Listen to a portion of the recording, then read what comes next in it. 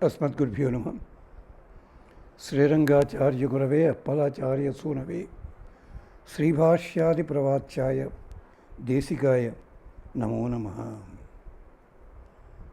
गोपालदेशिकं वन्दे भरद्वाजकुलोद्भवं वेदवेदाङ्गमर्मज्ञं हयग्रीवपदाश्रितं गतिं खर इवास्यस्य हंसस्येव वायसः नान्वेतुमुत्सहे स्वामिन् तव మార్గం గురుత్తమ అని ప్రార్థన చేస్తూ ఉపచారములకి ఆముఖం మాట్లాడుకుంటున్నాం.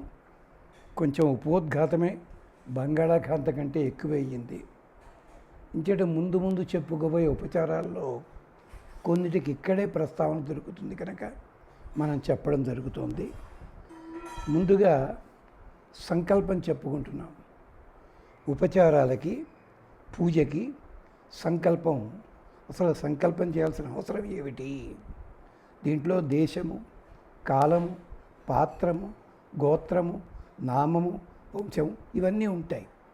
అసలు ఈ సంకల్పానికి ప్రారంభం ఏమిటి, ఎందుకోసం అన్నది మనం మాట్లాడుకుంటున్నాం. ఇది సంకల్పానికి ఈ ప్రతిదానికి కూడా మన వేదమే మూలం. వేదంలో వాక్ సూక్తం అని చెప్పి ఒక అద్భుతమైన మంత్ర సంపుటి ఉంది. ఇదేమిటంటే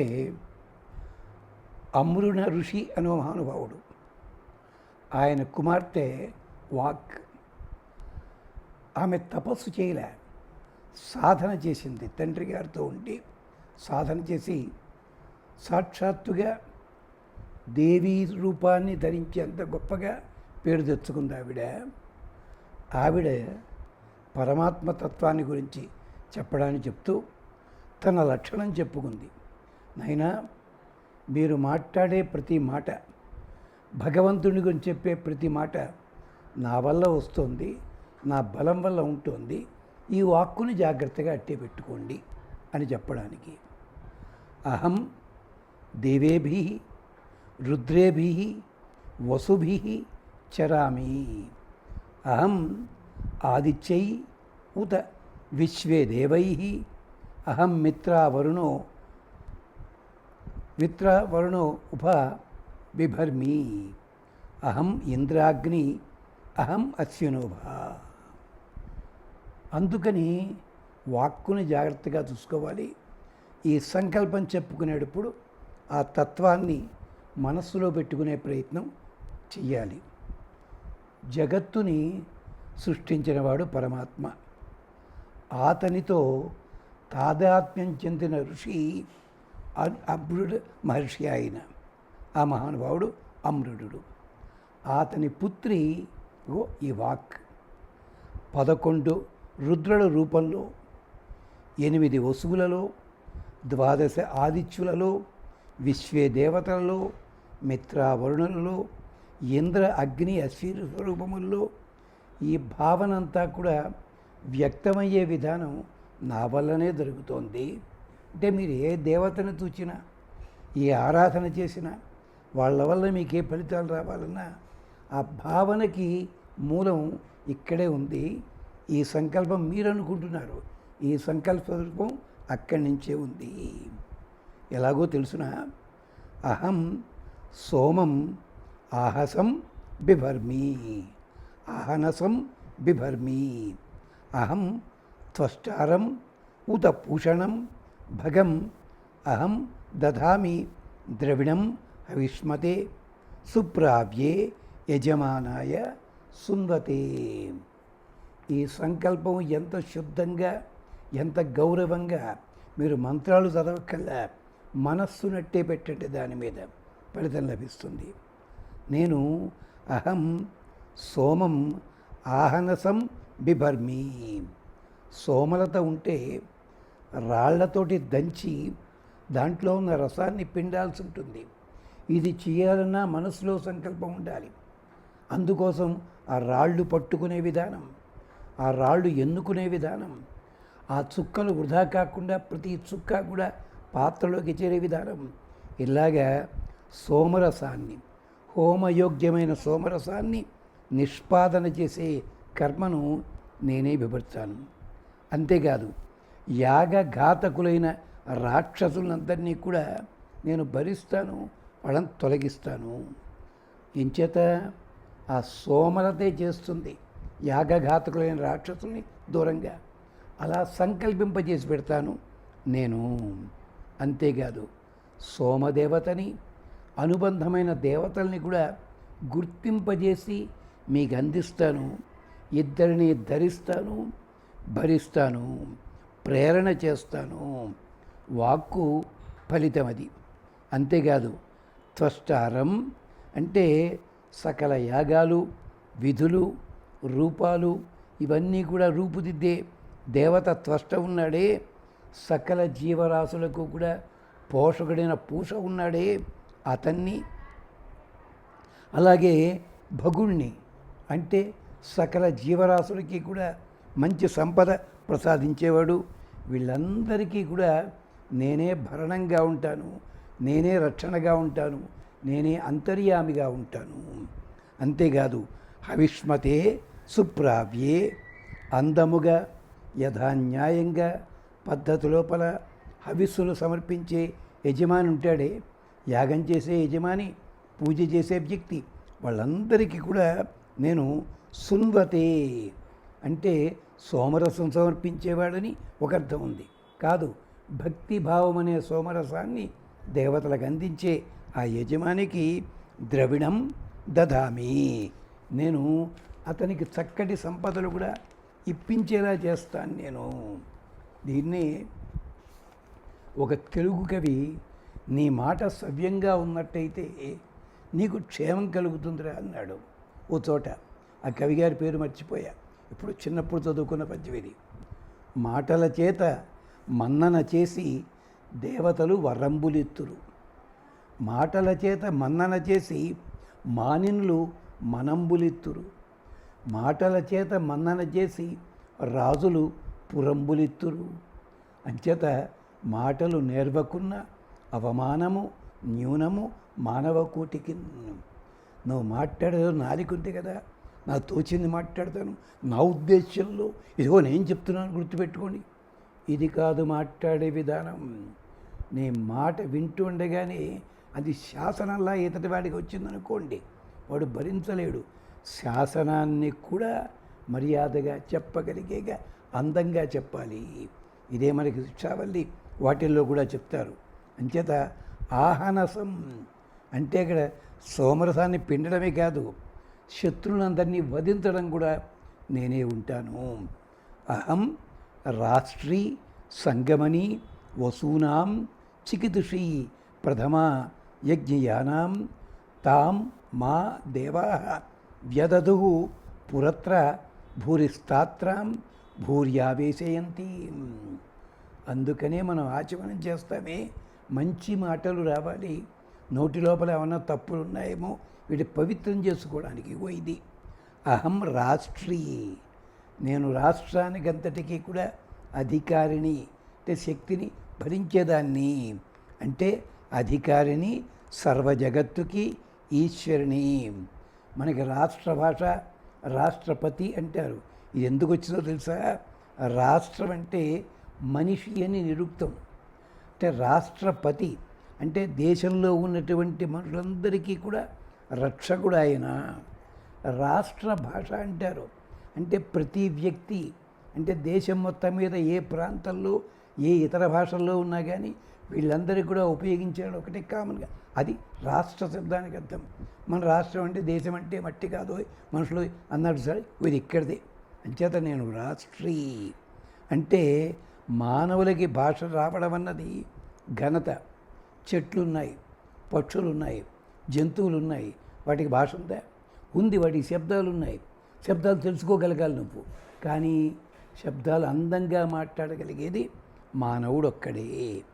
సంగమని వసూనానాం, అంతేకాదు సంగమని వసూనాం, వసూనాం సంపదలని సంగమని ఎవళ్ళకి, ఎవరైతే చక్కగా ఆర్తితో పలుకుతారో, ఎవరైతే చక్కగా పూజలు చేస్తారో, ఎవరైతే చక్కగా భావాన్ని వ్యక్తం చేస్తారో వాళ్ళందరికీ కూడా సంపదలు ప్రసాదిస్తాను. బిడ్డ ఉంది, ఏడ్చింది, భాష ఏమన్నా ఉందా అక్కడ? లేదు. భాష లేకపోయినప్పటికీ తల్లి పాలనిస్తుంది అక్కడ. అలాగనమాట. అలాగే జంతువులు ఉంటాయి, అరుపులు బట్టి తెలియదు వాటికి, అలాగనమాట. అలాగే యాచకుడు ఉంటాడు, మాట ద్వారా. ఇలాగ వాళ్ళందరికీ కూడా పశువులకి అరుపులు కానీ, లేదా పక్షులకేమో కూతలు కానీ, ఇవన్నీ కూడా సంగమని వసూనాం చికితుషి. చక్కటి జ్ఞానం కలిగిన దాన్ని నేను, మంచి జ్ఞానం నాకుంది, బ్రహ్మతత్వం తెలిపేదాన్ని, బ్రహ్మతత్వం ఎరిగిన దాన్ని. ప్రథమా, మొట్టమొదటి శబ్దం ఎక్కడొచ్చింది అంటే అక్కడి నుంచి వచ్చింది. మొట్టమొదటిదాన్ని నేను శ్రేష్ఠురాల్ని, అనుసంధానకర్తని. ఎవరికి? యజ్ఞయానాం, యాగకర్తలకి. అంటే యాగము చేసేవాడనే కాదు, ఇక్కడ పూజ చేసేవాడు. వీళ్ళందరికీ కూడా ఇలాంటి పదాలు పలకాలంటే నా వల్లే కదా జరిగేది. అందుకని తాం మాం దేవా వ్యదదు. అందుకనే దేవతలంతా కూడా మానవుల కంటే కొన్ని లక్షణాలు వేరే ఉన్నాయి. వాళ్ళ కంటి రెప్పలు పడవు, ప్రాణం పోదు, వయసు మారదు. కానీ మానవులు మాట్లాడుకుంటానికి వాళ్ళు మాట్లాడతారు. అదనమాట. అంటే దేవతలకి మానవులకి తేడా ఎక్కడ లేదు, పలుకుబడిలో తేడా. వాళ్ళు పలుకుతారు, మనం పలుకుతాం. వాళ్ళు పలికే విధానం వేరే ఉంటుంది, అంతే. అంతకంటే ఏం లేదు. ఇంచేత పురుత్ర విభిన్న స్థానాల్లో భూరిస్తాత్రం, అనేక రూపాల్లో నిలిచి ఉన్న భూరి ఆవేశయంతీం, రకరకాల ద్రవ్యాల లోపల ఆ లక్షణాన్ని కలిగిస్తూ వ్యాపించి ఉంటాను. అందుకోసం అని చెప్పి మన పదాలు ఎక్కడి నుంచి మొదలవుతాయి? నాభి, హృత్, కంఠ, రసన, నా సాధులయందు, ఇన్ని రకాల. అలాగే పర, పశ్యంతి, మధ్యమ, వైఖరి, ఇన్ని వాక్కులు. అలాగే తారస్థాయి, మధ్యమ స్థాయి, కింది స్థాయి, ఇన్ని రకాలుగా ఇవన్నీ కూడా నేను ధరిస్తున్నాను. అంచేతనే మనం ఏ మాట మాట్లాడుతున్నా, ఏ పదం చూస్తున్నా దోషాలు రావడానికి వీల్లేదు సంకల్పంలోనూ. అందుకనే యదక్షర పదభ్రష్టం మాత్రహీనం చేయద్భవేత్ అని చెప్పుకోవడం అన్నది తప్పులు చదివామని కాదు, చదవకుండా ఉండడమే. ఒకవేళ పొరపాటుని చదివామేమో అని చెప్పడానికి. ఇలాంటి తప్పులు చాలా స్తోత్రాల్లో ఉన్నాయి, చదువుతూనే ఉన్నారు. అలాగే విడగొట్టి, ఎక్కడైతే సంబంధం విడగొట్టకూడదు, ఎక్కడైతే సమాసం విడగొట్టకూడదు, పదం విడగొట్టకూడదు, అక్కడ విడగొట్టి చదువుతారు, అర్థం మారిపోతుంది. ఏమన్నా అంటే ట్యూనింగ్ కోసం చదువుతున్నామండి, దుంప తెగిపోను, ఇదే అర్థం. అందుకని ప్రతి పదం జాగ్రత్తగా చూసుకోవాలి. మయాసో అన్నం అత్తి యో విపశ్యతి య ప్రాణితి య ఈ శృణోచ్యుక్తం అమంతవో మాం త ఉపక్షయంతి శృధి శృత శ్రద్ధివం తే వదామి. చాలా కఠినంగా చెప్తోంది అమ్మవారు, శబ్దదేవత. చూడండి, సహా మయా అన్నం అత్తి. ఎవడైతే భోజనం చేస్తున్నాడో, భోగాలు అనుభవిస్తున్నాడో, భోక్తృశక్తి రూపమైన నా వల్లనే అనుభవం పొందుతున్నాడు. నాకు ఫలాంది కావాలి, నేను అనుభవించాలి అనే పదం మనసులో వస్తుంది. అలా దానివల్ల వాడు చేయగలుగుతున్నాడు. పిచ్చివాడు ఉన్నాడు, తీపి పెట్టాం, తీపిగానే వాడు తెలుస్తుందా? ఏమన్నా తెలియదు కదా. అంటే వాడి పదం వల్ల తెలవడం అంటే లోపల పనిచేయాలి చైతన్యం. అలాగా మూగవాడు కూడా ఆనందాన్ని కళ్ళతోటి వ్యక్తం చేస్తాడు, శరీరంతో. జంతువులు అంతే కదా. గుర్రం దాణా అంతా పెట్టిందాకా ఉండి తన ఆనందం ఎలా వ్యక్తం చేస్తుందో తెలుసా? గుర్రం తిన్న తర్వాత మెడ పైకెత్తి సగిలిస్తుంది. కానీ లోపల గుర్రబండి వాడు ఏం చేస్తాడంటే ఇలా తిని, దాణా అంతా తిని మెడ పైకెత్తే లోపల నోటికి కళ్ళెం తగిలిస్తాడు. ఎందుకో రహస్యం చాలామందికి తెలియదు, ఉపనిషత్తు చెప్పింది. ఈ కళ్ళెం తగిలించకపోతే ఇది సకిరించిన కారణం చేత జీర్ణాశయం దాకా ధ్వని వెళ్ళి తిన్నదంతా 2 నిమిషాల్లో అరిగిపోతుంది. మళ్ళీ ఇంకో 5 కిలోలు పెట్టాలి దానికి. అందుకని కళ్ళెము తగిలిస్తాడు. తగిలిస్తే సకిలింత ఉంటుంది, ధ్వని అంతవరకు వెళ్ళదు, జీర్ణం కావడానికి సమయం పడుతుంది. సాక్షాత్తుగా ఐతరేయ ఉపనిషత్తే వర్ణించింది.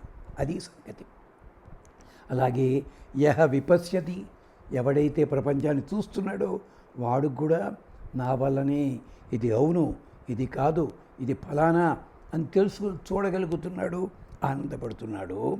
ఆఖరి గుడ్డివాడు కూడా స్పృశిస్తాడు, ముట్టుకుంటాడు. మేము చూస్తుండేవాడు హైదరాబాద్లోనూ. అక్కడ పాపం మలక్పేటలో దిగాల్సిన వాళ్ళు ఉంటారు. వీడొచ్చి 103 ఇదేనా అంటాడు. కళ్ళు ఉన్నవాడు కళ్ళు లేని వాడిని. వాడు ఆ బస్సు మీద కర్రతోటి ఇలా కొట్టి, లేదు ఇది 105, 103 వెనకాల వస్తుంది అనేవాడు పాపం. అంటే కందులుండి చూడలేరు కొంతమంది జనం అని కోప్పడ్డారు మా సముద్రాల వారు. ఇలాంటిది మేము రోజు చూసేవాళ్ళం 80స్లోను. అలాగా వాళ్ళు కూడా పదాల వాడుక వలన తెలియగలరు. యహ ప్రాణితి, ఉచ్ఛ్వాస నిశ్వాస రూపాలుగా ప్రాణం ఎవరికుందో వాళ్ళకు కూడా శక్తి నేనే ఇస్తున్నాను. అందుకని యహ ఈ శృణోతి ఉక్తం మాం అనమంతవా తే, ఎవళ్ళైతే తెలుసుకుంటారో వాళ్ళు బతుకుతారు. అది కనుక వాళ్ళు తెలుసుకోకపోతే ఏ అమంతవ, అది తెలియని వాళ్ళు ఉపక్షియంతి, ఎందుకు పనికి రాకుండా పోతారు. ఎప్పట్లో ఇంజనీరింగ్ చదువుతున్నారు అందరూ, ఒక్కొక్కటి ర్యాంకులు బోల్డంతా. మరి ఉద్యోగాలు ఎందుకు ఫెయిల్ అవుతున్నారండి? వీళ్ళు పుస్తకాల్లో చదువుతున్నారు తప్ప ఈ పుస్తకాల్లోది మస్తకంలోకి వెళ్ళిన తర్వాత అది ఎక్కడ ఎలా ఉపయోగించాలో వాడి జ్ఞానం రావటం లేదు. ఆఖరికి ఒక స్టేజ్ వచ్చింది ఒకప్పట్లోనూ, నీ పేరేమిట్రా అని అడిగేవాడినో వాడు మాట్లాడటం లేదు. పక్క ఆయన చెప్పాడు, అల్లా కాదు మాస్టారు అన్నాడు. వెంటనే నాకు అర్థమైంది, నీ పేర్లలో ఈ కింది పేర్లు ఏమిటో చెప్పుము, ఏ బి సి డి అన్న వాడికి ఆబ్జెక్ట్ అంటే అలవాటైపోయింది పాపం. అదనమాట. ఒక అలాంటి తెలివితేటలు వచ్చి పడ్డాయి మన పిల్లలకి. ఏం రావాలి? అదే మరి. అంచేత జ్ఞానం రావాలన్నా కూడా నా వల్లనే. చోదయత్రీ సునృతానాం చేతంతి సుమతీనాం యజ్ఞం దధే సరస్వతి చెప్పుకున్నాం ఇంతకుముందు. అది సంకల్పం అన్నమాట. అందుకని శ్రద్ధిదం, శృతి జాగ్రత్తగా వినండి, శ్రద్ధిదం జాగ్రత్తగా ఉండి మీరు ఉండండి. వాళ్ళ కోసం అని చెప్పి నేను పలుకుతాను రా బాబు. అందుకని అదొక్కడి గుర్తుపెట్టుకోండి. అంతేకాదు ఇంకో మంత్రం కూడా చెప్పి ఆపి వివరం మళ్ళీ చెప్పుకుందాం. అహమేవ స్వయం ఇదం వదామి జుష్టం దేవేభిః ఉత మానుషీభిః యం కామయే తముగ్రం కృణోమి తం బ్రాహ్మణం తం ఋషిం తం సుమేధాం. అంతేనా? అహం రుద్రాయ తనురాతనోమి బ్రహ్మద్విషే శరవే హంతవావు అహం జనాయ సమదం కృణోమి అహం ద్యావా పృథివీ ఆవివేశ. ఈ మంత్రాలకి అర్థం చెప్పుకుందాం మరో భాగంలో. అంతవరకు స్వస్తి.